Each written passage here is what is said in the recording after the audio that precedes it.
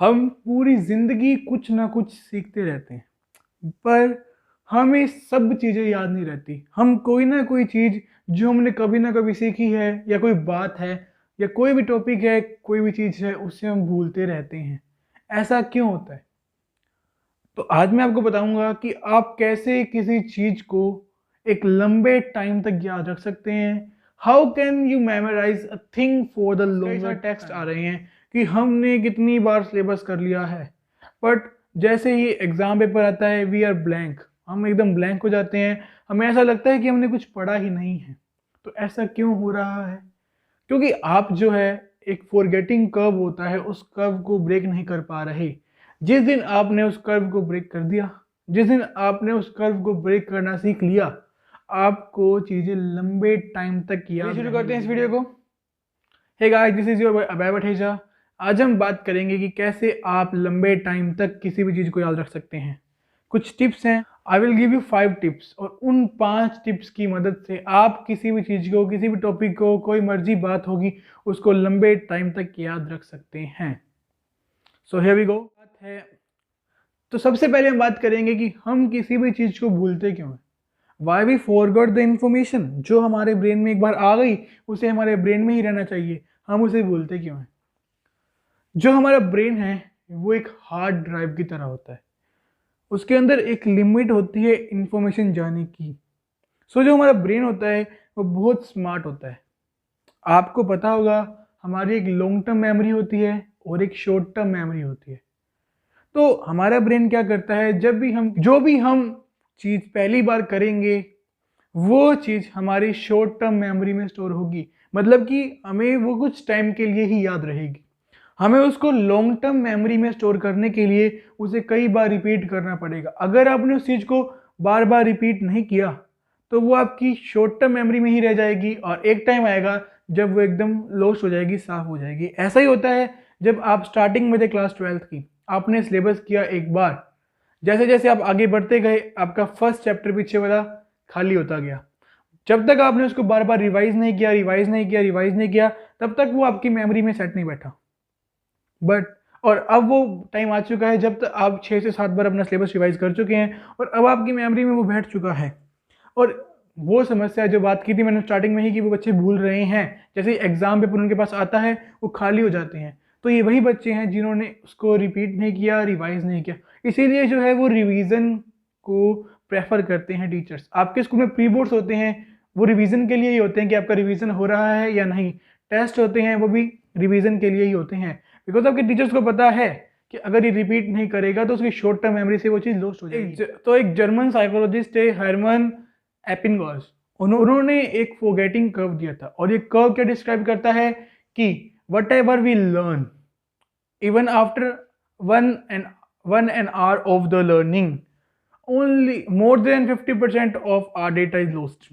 मतलब कि आपके कोई भी चीज़ को सीखने के, कोई भी चीज़ को करने के, कोई भी चीज़ को पढ़ने के 1 घंटे के अंदर अंदर वो आपकी 50% से ज़्यादा चीज़ इरेज हो जाती है, आपको उसके बारे में याद नहीं रहता। तो ये था फॉरगेटिंग कर्व। और इवन एक दिन के बाद आपको उसका 30% याद रहेगा सिर्फ। This is the forgetting curve. उन्होंने फॉरगेटिंग कर्व दिया था और हमें क्या करना होता है, इस फॉरगेटिंग कर्व को तोड़ना होता है। और इस फॉरगेटिंग कर्व को हम कैसे तोड़ सकते हैं? हम तोड़ सकते हैं स्पेस्ड रिपीटिशन के जरिए। स्पेस्ड रिपीटिशन मतलब थोड़े थोड़े टाइम के बाद उसे रिपीट करते रहना। अगर आप थोड़े थोड़े टाइम के बाद उसे रिपीट करते रहेंगे तो आप इजीली इस फॉरगेटिंग कर्व को ब्रेक कर देंगे और ये कर्व ब्रेक होगा तो आप जो है अपनी चीज़ कभी नहीं भूलेंगे। So how can you break? आपके लिए एक चार्ट है कि अब कैसे क्या क्या रिपीट करें। तो मैंने ये लिखा हुआ था। तो आपको क्या करना है, जो आपने चीज़ पढ़ी है उसको रिपीट करना है। एक बार जब आपने आपका लेसन खत्म हुआ उसके बाद हाथों हाथ उसे रिपीट करें। This is the first repetition. Then second repetition जो आएगा वो आएगा 20 to 30 मिनट्स के अंदर अंदर। जब आपने वो चीज़ कर ली, उसे रिपीट कर लिया, उस रिपीट के 20 to 30 मिनट्स के बाद आप करेंगे रिपीटिशन एक बार फिर से। हाफ एन आवर के बाद करेंगे आप रिपीटिशन।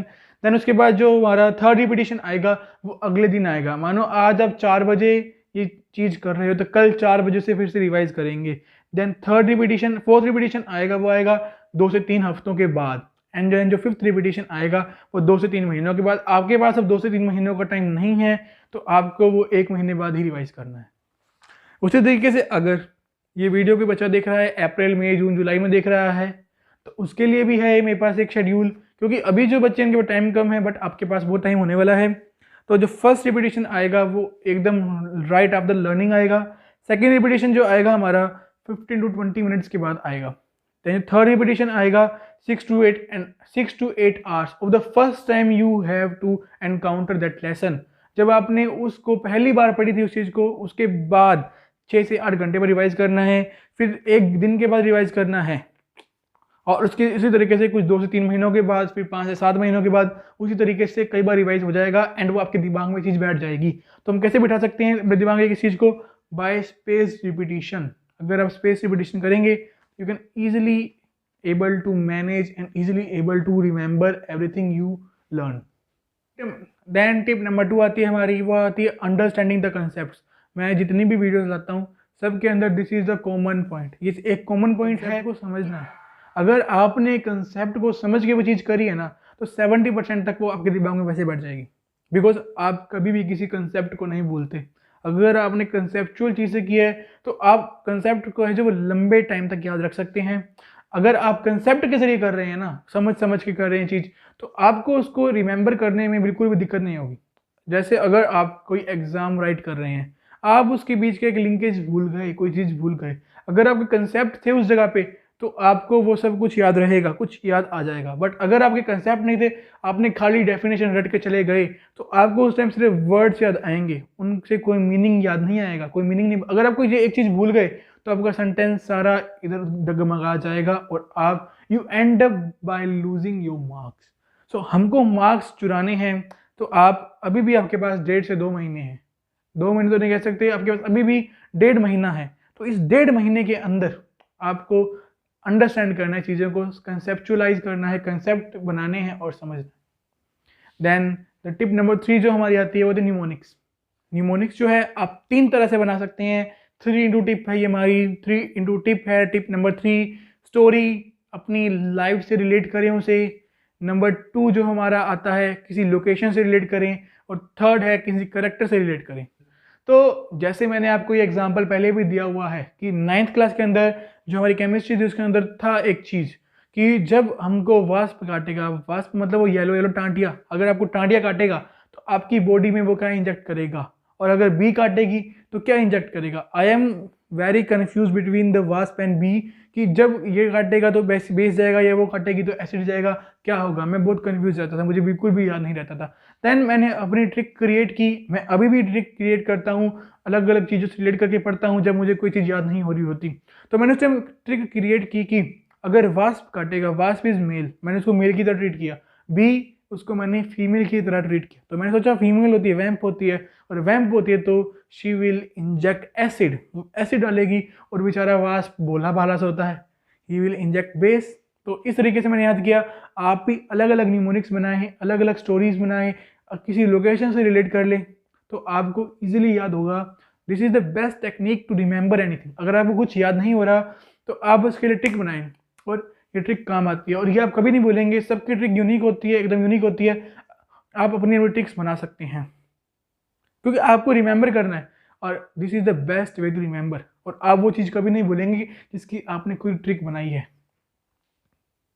देन टिप नंबर 4 आती है हमारी, always study like a teacher.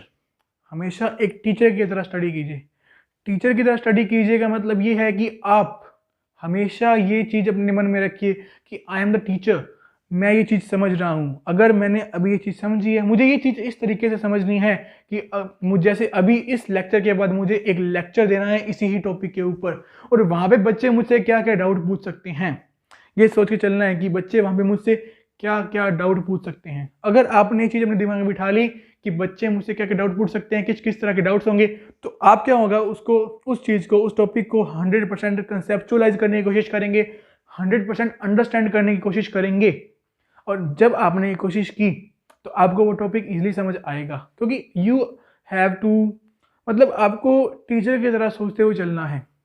Teacher की तरह सोचना है। बिकॉज आप ये सोचें कि अगर कल को मेरे से मैं इसको लेक्चर डिलीवर करूंगा और बच्चे ने मुझसे डाउट पूछ लिया और मेरे पास उसका आंसर नहीं हुआ, और जब आपके साथ होता है कि आपके टीचर को आंसर नहीं पता होता, तो आप कैसे उनका मजाक बनाते हैं, उसी तरीके से आपका मजाक बनेगा। तो ये चीज़ सोच के चलेंगे, टीचर की तरह समझेंगे, टीचर की तरह पढ़ेंगे, तो आपको कोई दिक्कत नहीं आएगी।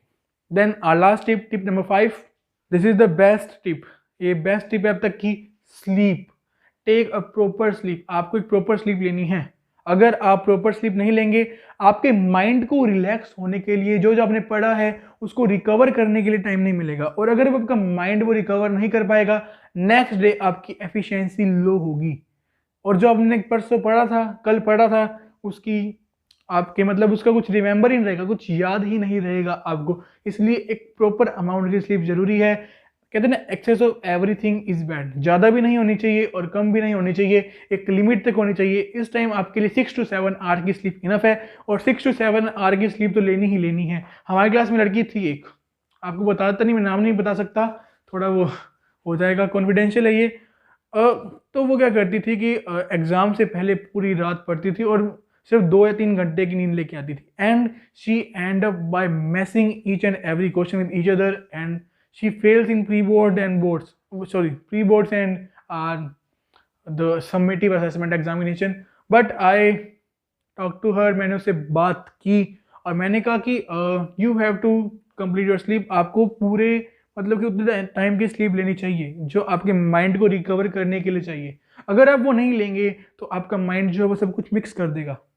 आपके माइंड में अलग अलग पैकेट्स बनते हैं, और अगर वो पैकेट्स मिक्स हो जाएंगे, तो आप जैसे मिक्स हो जाएंगे तो आपका सब कुछ मिक्स होकर बाहर निकलेगा, और वो निकलेगा, आउटपुट आपका जीरो होगा, तो आपको कुछ भी रिजल्ट नहीं मिलेगा उससे। So these are the 5 tips. I hope कि आपको ये हेल्प करेंगी। और एक चीज़, आज हो रखी है 14 मार्च, क्या है, अब मेरे एग्ज़ाम हैं 27 मार्च तक, तो हो सकता है कि आपके लिए मैं कम वीडियोस ला पाऊँ। और एक स्पेशल हमारा पॉडकास्ट आने वाला है जिसमें मैंने किसी को बुलाया है, और वो आके, और उन्होंने अपने लास्ट ईयर इंग्लिश के अंदर 100 मार्क्स स्कोर किए थे, और मैं चाहता हूँ कि आप लोग भी 100 मार्क्स करें। मेरे 91 आए थे, इसलिए मैं आपको गाइड नहीं कर रहा, क्योंकि जो चीज़ मैंने अचीव नहीं की मैं उसको दावा नहीं कर सकता आपके ऊपर, बट मैंने किसी ऐसी शख्सियत को बुलाया है जिन्होंने 100 मार्क्स अचीव किए हैं। तो आई होप वो आपको अच्छे से गाइड करेंगी, और वो रिलीज़ होगी 18 मार्च को वो वीडियो, और बने रहिएगा और ज़रूर देखना। आपके लिए 100% मैं कहता हूँ आपके लिए यूज़फुल होने वाली है। उसमें हम बात करेंगे कि किस तरीके से आपने पेपर अटैम्प्ट करना है, क्या क्या प्रिकॉशंस लेने हैं, क्या क्या तैयारी करनी है, किस तरीके से पढ़ना है, क्या सोर्स है पढ़ने का, बहुत सारी चीज़ें डिस्कस करेंगे हम। वो भी हम करेंगे, जल्द ही करेंगे। और 18 मार्च को वो रिलीज़ होगी, मैं पहले आपको बता रहा हूँ कि 18 मार्च को रिलीज़ होगी, और सेकंड पार्ट उसका थोड़े दिनों बाद आ जाएगा। उसी के क्या होगा कि मैं आपसे 14 से लेके अब 27 तक थोड़ा इंटरेक्टिव कम रहूँगा, 27 के बाद अपने पूरे आपके डेडिकेटेड है आपके 8 जून तक। So all the very best, इसी तरह पढ़ते रहना, और मुझे विश्वास है तुम फोड़ क्या होगे, अगला क्या होगे। All the best.